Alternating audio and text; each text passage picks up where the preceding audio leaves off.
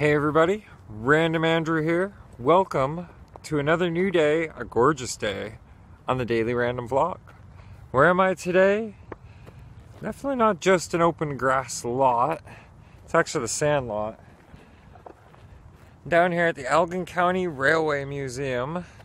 Still unsure if they're actually open for tours and people to go in and actually see stuff, because they got a roof restoration going on right now still. It may be almost done though, and I am eager to take you guys on a tour through there, but again, it won't be today because I think we have to wait until they're done that roof restoration. It might make for a better tour. I don't know. One of these days I might just say, heck it, we'll go see what we can see while they're doing their thing. Right here though, actually, I think you guys need some high def. This is, I don't even know what you call it. They used it to shuttle trains between, remember this is a great big workhouse where they used to bring trains from all over to be repaired. So it's like a repair yard. And when they needed to, they could bring it out onto this thing, shuffle it down and put it in a different bay. And there used to be actually this whole sand lot right here. I'll look, but I don't think I actually have any pictures myself. There used to be a roundhouse here. An actual railway roundhouse and a buildings. Actually, it was a few big buildings all on this property. It was all rail property. Rail property as far as the eye could see. Yeah, I know. Quote from Back to the Future. Pines. Farmland is as far as the eye could see. Something like that. I don't know. If you're a Back to the Future fan, you might have got the reference. But yeah, I just noticed a picture on the side of the building here that Ross and, well, just off of Talbot Street, just south of Talbot Street, where we ride the bike across. If you're from if you're from St. Thomas, you know this. But it used to be an underpass. The road would dip down under the train. I got pictures of me and my daughter there from just before they pulled it out. These are all local pictures on here too. And if you want to know anything more prior to our visit on the vlog, be careful I don't fall down right here. But if you want to know more, it's ecrm5700.org. That's the actual site for the Railway Museum. And Jeremy, the guy who runs the show in there, I guess he's like head of the museum. I actually used to rent an apartment off him. Really awesome guy.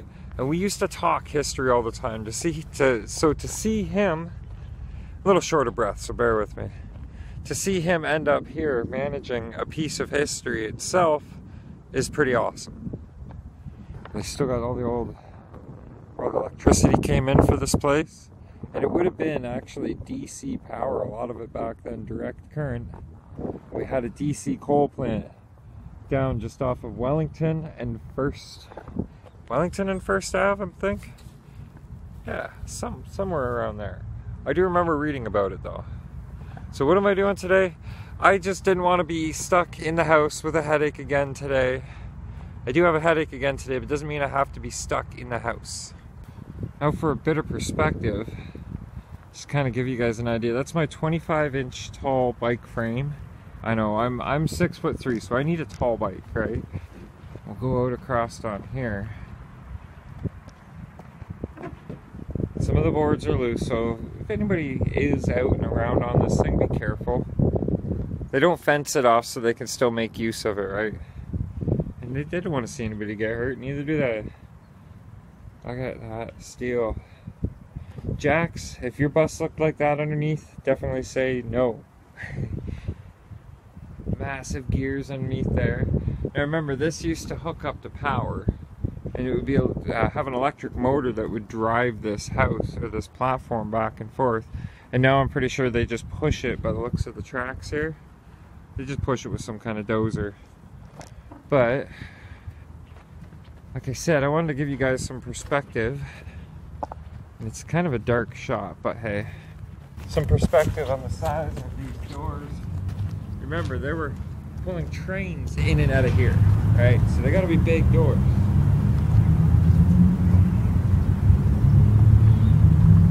Hey, I'm 6'3". Some big trains, right? Some big doors, 4 big trains.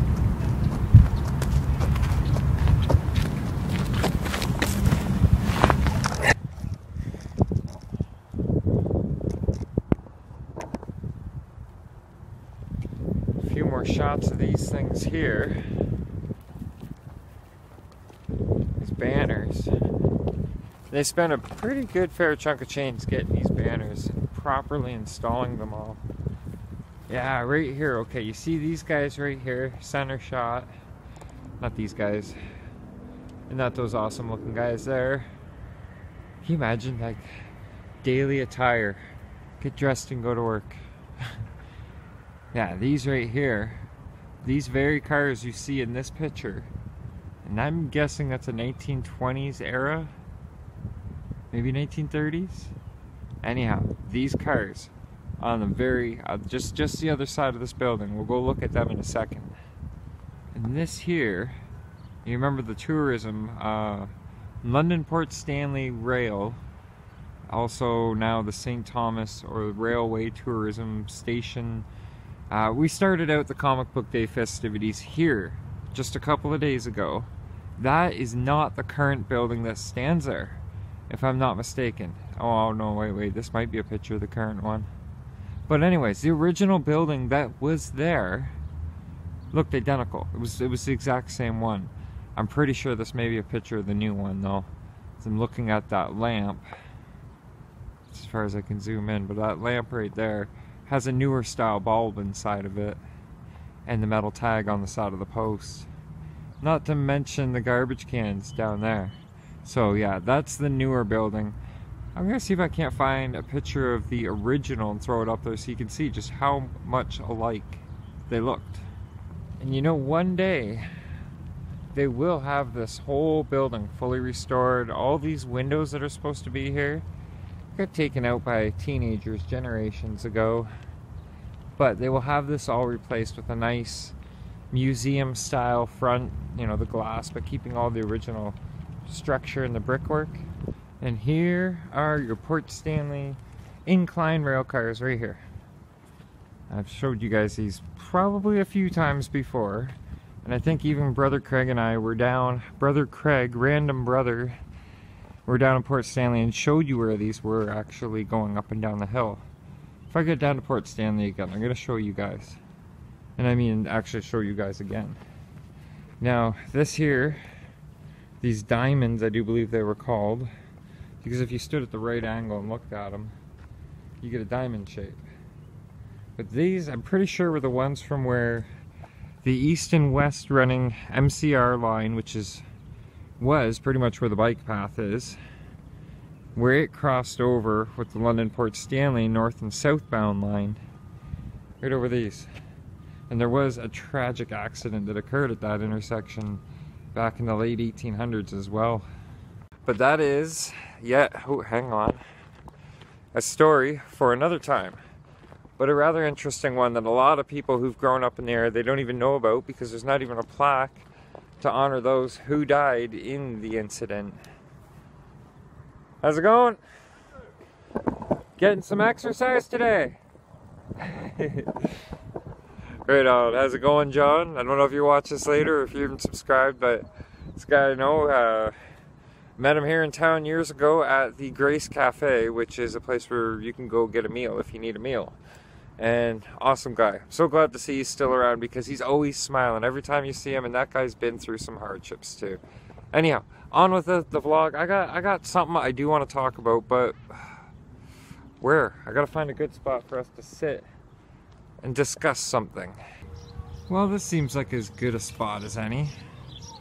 Can you believe back in the day they actually had, should be better focus than that, there's actually an awning that went from this trim line here all the way along the whole side of this, and it hung out pretty much right to this line where we're standing here. That's history. That's cool. Okay, so I'm hoping we're in a wind-free enough spot. I don't really feel much wind, but I can feel a little bit, so bear with me if there's a little bit of wind noise.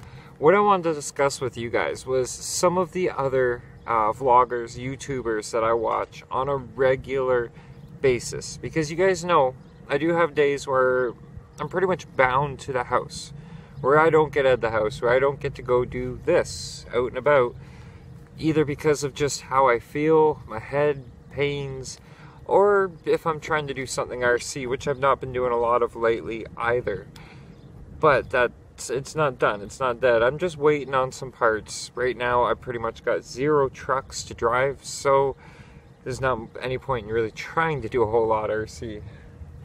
So yeah, about other vloggers, I think I watch a lot of what I would like to go do myself.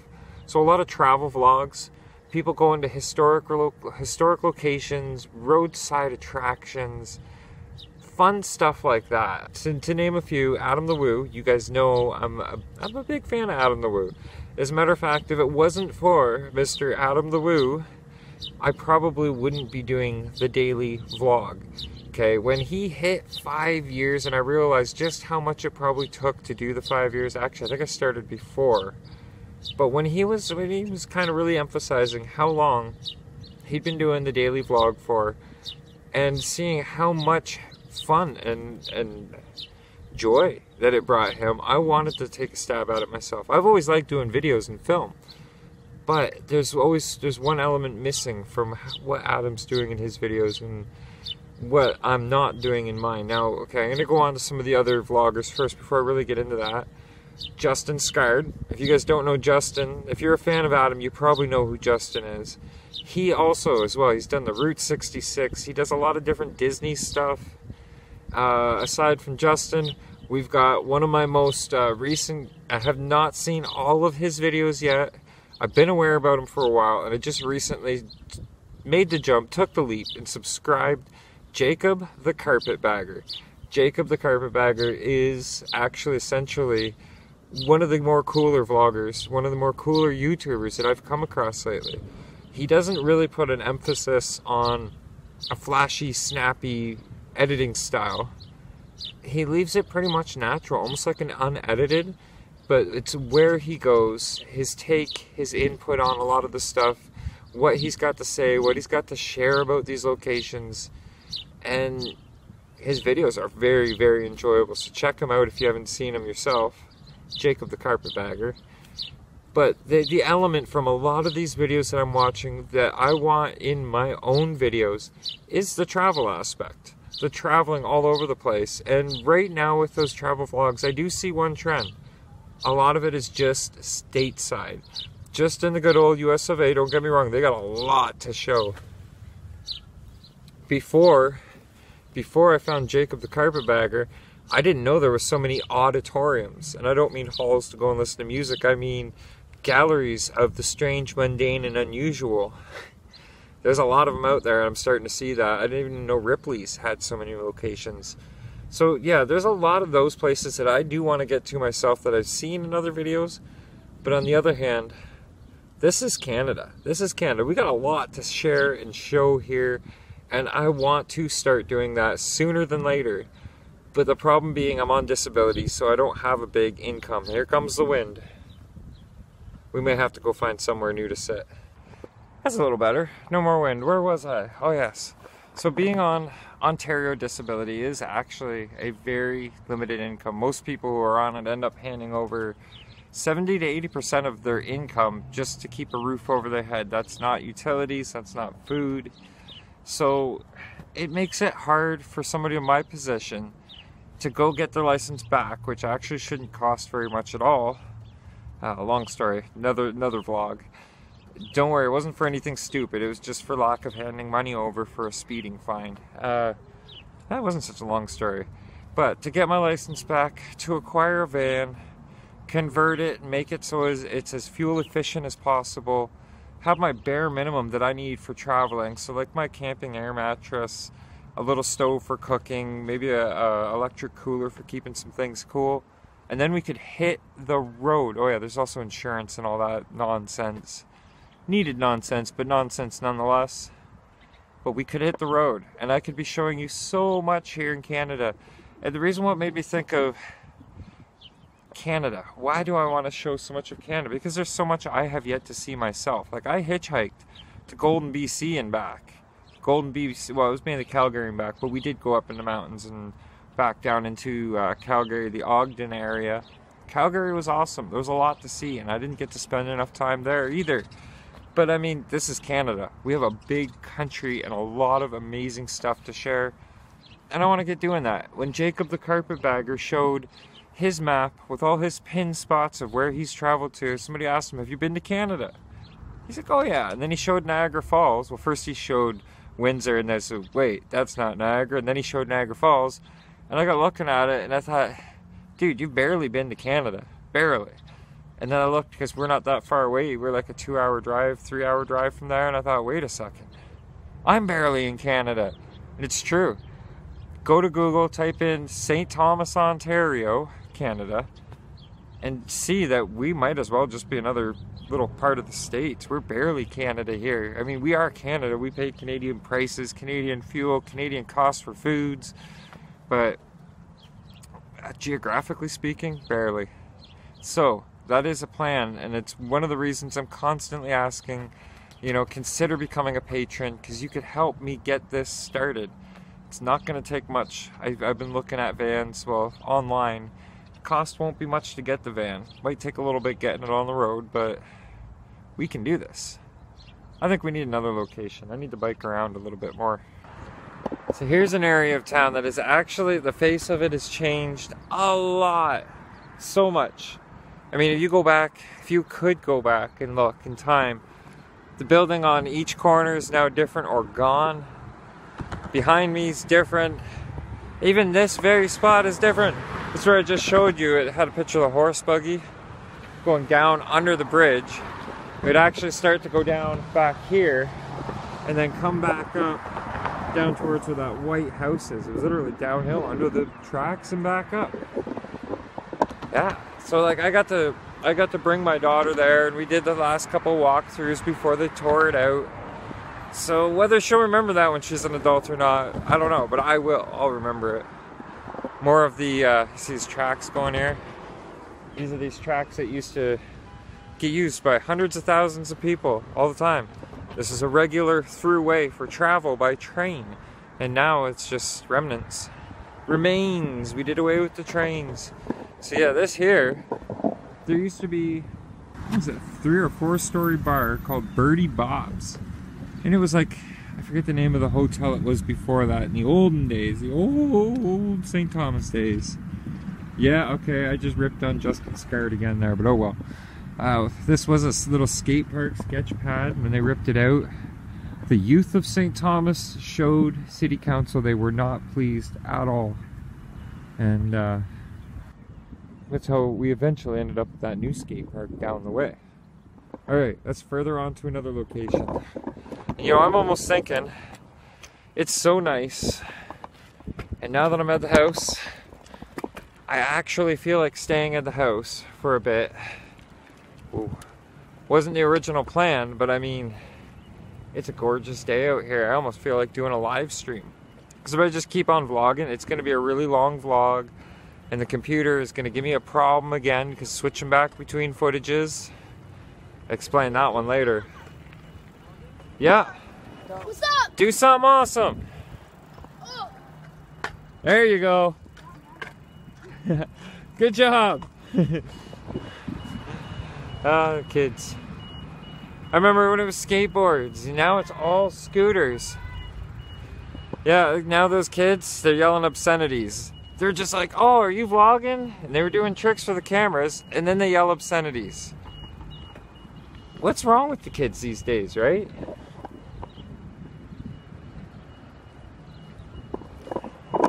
Yeah, I don't know what's up with that either. But, I don't know. I can only hope that my kids aren't like that. And I do get it. I do understand. Kids will be kids.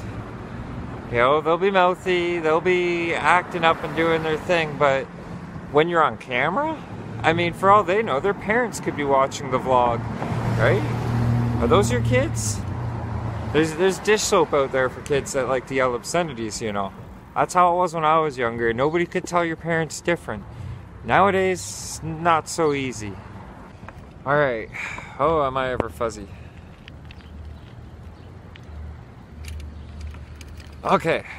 On the move again. I was just sitting for the last, I don't know, hour or so debating whether I was going to live stream from that spot where I was. It's kind of cool, getting out and about, getting to run into people I don't talk to very often, getting to say hi and catch up.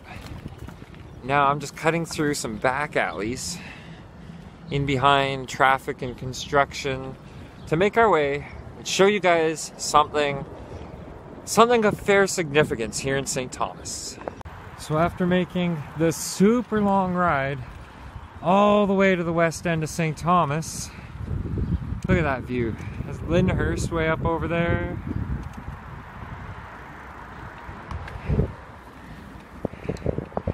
The Little Red Mitten, who, by the way, just got their historical designation 1892. I think that was the building.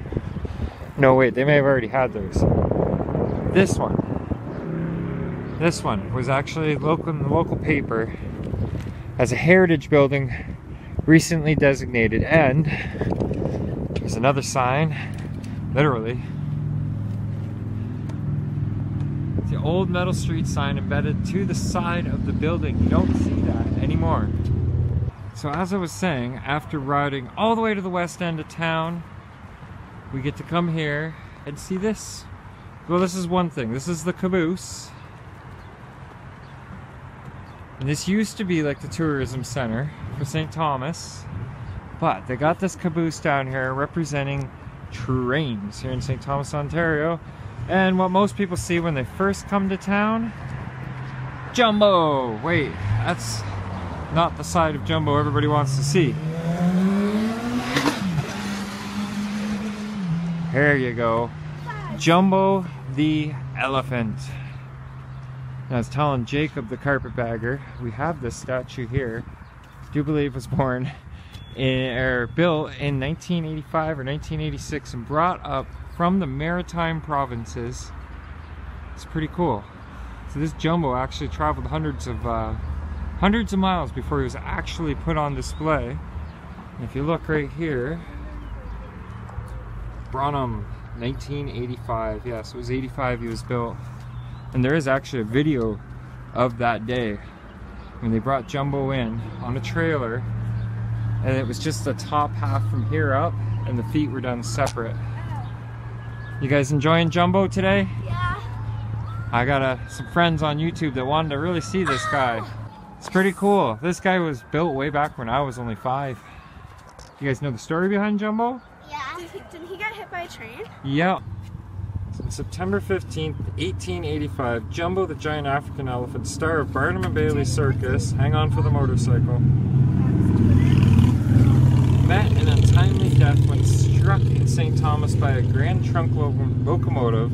To commemorate the 100th anniversary of this tragic event, the citizens of St. Thomas and Elgin County erected this monument, which was designed, had a button in the way, and constructed in Sussex, New Brunswick. So like that's way down east.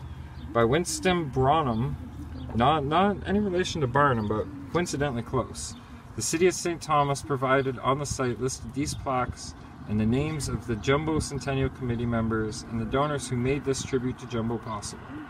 And you could see a lot of patrons, a lot of donors, benefactors, committee members, a lot of people involved. Okay, so I'm still en route to the other plaque that I want to show you guys. So just checking, make sure I'm in focus here. But yes, on my way to the second plaque to show you guys a little more information about Jumbo the elephant, who, yes, was killed right here in St. Thomas, Ontario, 1885. Great Scott. Just stopped at the public library, as I mentioned before, the St. Thomas Public Library, and was checking out their Wi-Fi because it's another potential live stream spot. Well, I just tried doing a test of the Wi-Fi down at the St. Thomas Public Library. If you were tuned in or if you happen to catch that, you'll know it was a complete fail. And now I biked over here to this place to try and finish said live stream, or at least to let everybody know what's going on. And the Wi-Fi, the city guessed, the Wi-Fi is locked here, which means a lot of Mustangs in St. Thomas, eh? But anyways, this means I can't finish the Wi-Fi. I can't finish the live stream, I mean. I've been looking all over to see if maybe there's a password written on any of this tourism stuff. There's no passwords. There shouldn't need to be a password. It's St. Thomas free Wi-Fi. It's not free if I have to enter a password now, is it? Anyhow, yeah. So I guess the live stream is a total fail, but we still have that one more stop to do. We're gonna go ahead to that now. Sorry about the live stream, guys. I tried, but I would have liked to have been able to finish that up or know that this was available for future live streams, and now coming down and finding it locked, it's not too appealing. And here it is, Jumbo. Alright, I'll read this out for you guys as quick as I can. Near this site on September 15th, 1885, one of the best known and most beloved animals met an untimely death when he was struck by a railway locomotive. Jumbo, the 13,000-pound African elephant, had been brought to North America in 1882 from the London Zoo, London, England, where for 17 years thousands had been fascinated by this mammoth creature. His purchase for £2,000 by the American P.T. Barnum raised nationwide outcry in Britain, and daily reports on his trip across the Atlantic were carried in the British press from 1882 to 1885. The majestic animal, reputedly born in 1861, nearly 11 feet tall, was one of the most foremost attractions of the Barnum and Bailey Circus. Alright, so this is here on Woodworth Street. That's looking towards Talbot Street. And that is Edward Street down there where the van just went. So it's just a little side street, a little back area here in town. And these are the tracks where Jumbo was downed. Where he's downed? Where he was to say where he was killed sounds so intentional. It was an accident. Nobody wanted to kill the poor thing. But I'll try and do a time and difference photo in here and show you where he lay. His final moments was roughly, you see where my bike is right there. So I'm thinking it would have been right about here. And they had him laid out on this little hillside and posed all around him with the train that killed him right behind them. Poor Jumbo. But the story is, and I'm surprised neither sign said it, and now bear with me, I don't know if this is just something that was made up to make the incident sound different or better or whatever, to kind of sugarcoat it, but Jumbo had apparently been pushing a younger elephant off of these tracks. He was on the tracks, there was a locomotive coming from that direction, could not get stopped. Apparently Jumbo seen the danger and pushed the little one out of the way, in turn getting hit him or herself, himself, itself. Yeah, so right about here, right where I stand is roughly that spot. Now, I've shown these locations in the past before about Jumbo, St. Thomas being the town where Jumbo died, but recently the carpetbagger was mentioning about the bones of Jumbo, and how he's actually either A, seen the bones or seen the pictures of the taxidermy Jumbo from using the bones. Anyways, I wanted to do a little bit of coverage, more specifically, on Jumbo the elephant for Jacob the carpetbagger and for the rest of you guys who don't know this information yet. So I hope you enjoyed this today. It'll be the spot looking towards where the picture was taken from, and the spot where poor old Jumbo laid to rest. No, he never was laid to rest, because if his bones went on and he got taxidermied, technically he never was laid to rest until the fire which destroyed the bones. But yeah, I think that's it for this location for the day, and I'm gonna get heading back home. Should have plenty of footage to make for an interesting vlog. And when I'm doing between this camera view and the other camera view, it's almost like trying to edit two different kinds of footage, making it really taxing on the program. So these vlogs where I'm bouncing back and forth between this view and the other view, know that it is usually a complicated night of editing ahead. But you know what? If it's what gets you these videos from me, I'll do it. I'll do what it takes until I can afford a better computer that can do this editing programs, that can run and do everything I want it to do without problem or hassle. That day will come. You know, like I always say, you just got to think positive, and eventually if you keep trying and you don't give up, things do work out. I was kind of telling one of my new little subscribers that I seen over at Jumbo, you know, she was saying she has a phone and she likes taking pictures. I told her, well, you should be out here get pictures of Jumbo, and then you can show all your friends at school. And when you get older, you can start putting those pictures on the internet, and maybe even one day do your own video logs. I try and inspire. I try and give decent advice where I can. This is like the 5th e-bike I've seen go by since I've been standing here talking. Anyhow, to anybody new to the channel, welcome. Thank you for joining. I know my videos, I may not be Adam the Woo or Sean Durst, but you know, we all got to start somewhere. And I appreciate you coming over to the channel, subscribing, and showing your support. It really does help, you know? And especially if you are somebody younger and you're watching YouTube and you're actually gaining stuff through watching it, learning about other places in the world, other people, other things. It is still absorbing knowledge and you're still learning. And it's not a bad experience of learning, is it now? That's right. Anyhow. Think positive, guys. Stay positive. Keep a smile on your face. Subscribe if you're not subscribed. Click like if you like today's video. And share the heck out of it. Let's grow this channel. Let's get it. Skyrocket that subscriber count. Let's make it happen. Thanks again for watching, guys. I know. I'm tired. I still got a long way to bike ahead of me. Think positive. Stay positive. Keep a smile on your face. We'll see you here tomorrow. Good night. Vlog over.